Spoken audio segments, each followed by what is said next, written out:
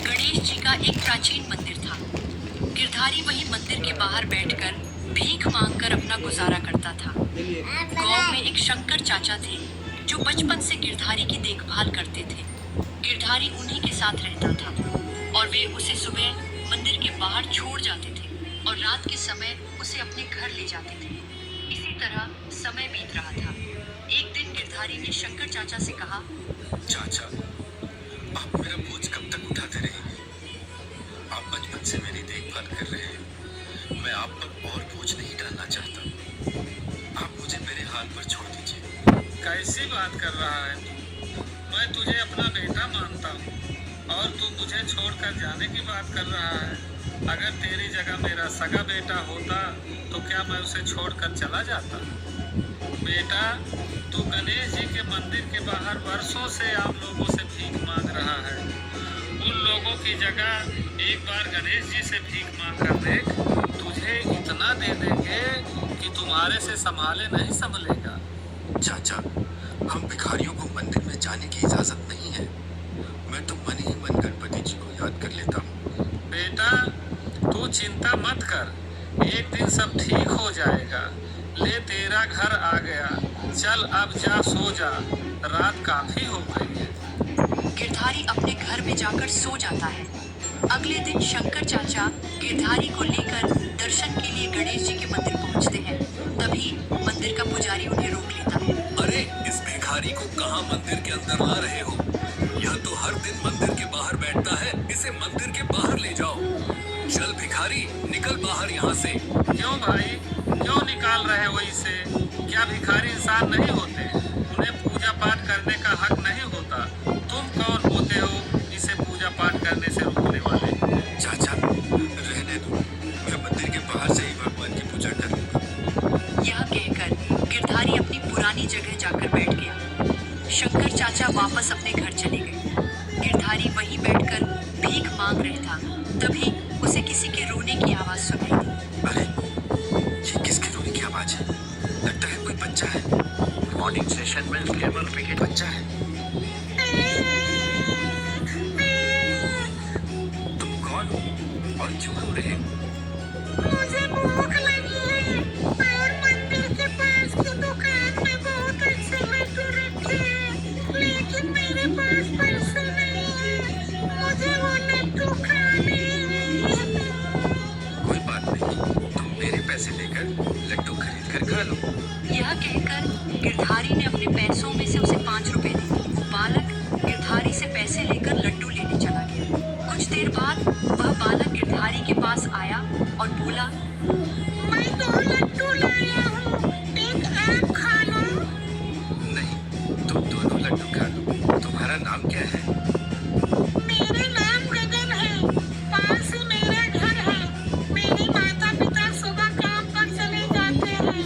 मैं मंदिर में खेलने आ जाता हूँ। चलो, अब मेरे जाने का समय हो गया है। मैं तुमसे कल मिलूंगा। यह कहकर वह बालक चला गया है। अगले दिन से हर दिन वह बालक मंदिर में आता, गिरधारी उसे 5 रुपए देता और वह लड्डू खाता और वहीं बैठकर घंटों गिरधारी से बातें करता।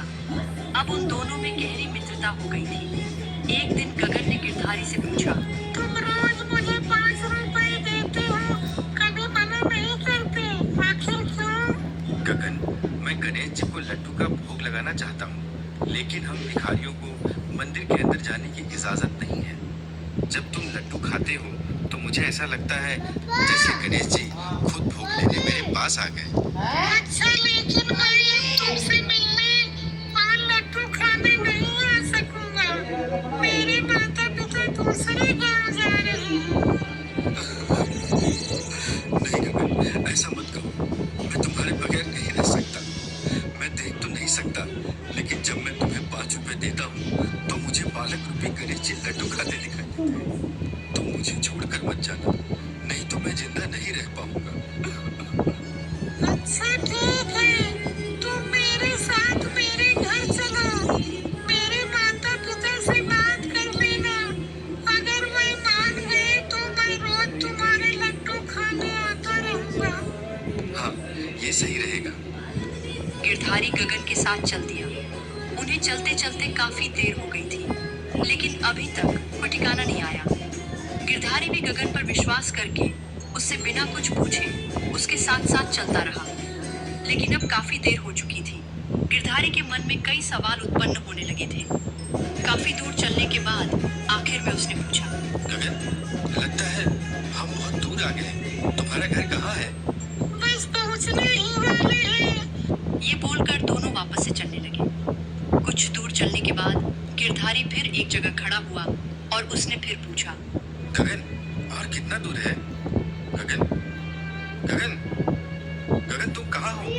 गगन। उसे इस बार भी कोई जवाब नहीं मिला, क्योंकि गगन वहां पर था ही नहीं। गिरधारी घबरा गया। वो घबराहट में इधर उधर भागने लगा। तभी उसका पैर किसी पत्थर से टकराया और वह गिर पड़ा।